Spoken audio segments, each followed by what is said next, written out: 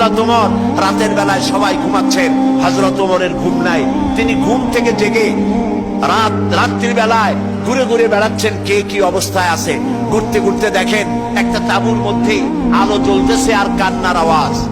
আস্তে করে কাছে গেছেন, যে দেখেন একটা মেয়ে লোক কি জন্য রান্না করতেছে আর বাচ্চাগুলি পাশে বসে কাঁদে।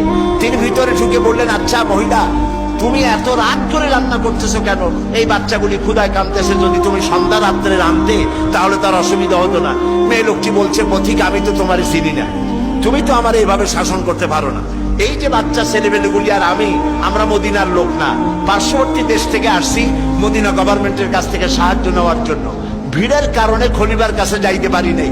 আমার ছেলেগুলি 2-3 দিন না খাওয়া, আর এই যে হাড়ি, ওর মধ্যে কোনো গোশত না, পানি আর পাথর দিয়ে নাড়াচাড়া করতেছি যাতে বাচ্চারা বসে যে গোশত রান্না করতেছি।